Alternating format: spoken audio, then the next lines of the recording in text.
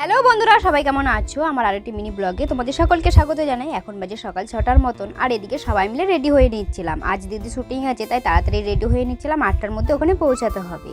আর এদিকে দেখো, অতনুকে আবার মেকআপ করে দিচ্ছিলাম, হালকা করে শুধু ফাউন্ডেশন দিয়ে মেকআপ করে দিচ্ছিলাম। তারপরে আমরা সবাই মিলে রেডি হয়ে বেরিয়ে পড়েছিলাম, আর ওখান থেকে গাড়ি পাঠিয়ে দিয়েছিল আমাদেরকে নিয়ে যাওয়ার জন্য। আর যেখানে শুটিং হবে সেইখানে দেখো চলে এসেছে। এই জায়গাটা পুরো ফাঁকা ছিল, তারপর আমাদের ভিতরে যেতে বলেছিল, তাই আমরা ভিতর দিয়ে চলে এসেছিলাম।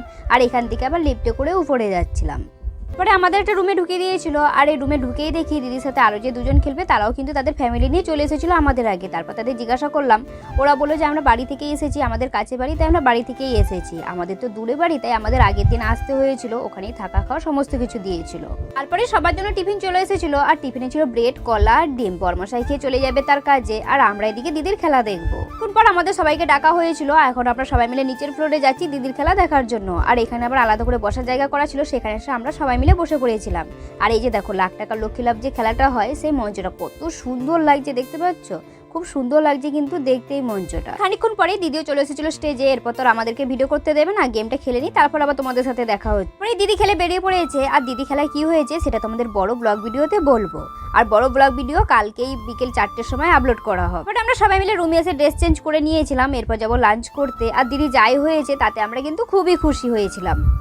আর তোমরা বন্ধুরা অবশ্যই কমেন্ট করে জানাবে যে দিদি কি হয়েছে, তোমাদের আইডিয়াটা দেখি যে কতটা ঠিক হয়েছে। বর্মশাই কাজ সেরে চলে আসতেই আমরা সবাই মিলে চলে এসেছিলাম নিচে লাঞ্চ করার জন্য। এখান থেকে লাঞ্চের ব্যবস্থা করেছিল, তাই আমরা এখানেই লাঞ্চ করছিলাম। লাঞ্চ করে তারপর আমরা হেঁটে হেঁটে যাচ্ছিলাম মেট্রো ধরার জন্য। যেখানে শুটিং হচ্ছিল সেখান থেকে মেট্রোটা খুব একটা বেশি দূরে ছিল না, তাই আমরা হেঁটে হেঁটেই চলে এসেছিলাম। টিকিট কেটে ভিতরে আসার সাথে সাথে মেট্রো চলে এসেছিল, তারপর আমরা সবাই মিলে মেট্রোতে চেপে পড়েছিলাম। তারপর আমরা চলে এসেছিলাম ধর্মতলায়। এখানে আসার পর বর্মশাই আবার টিকিট কাটছিল সবার জন্য হাওড়া যাওয়ার জন্য।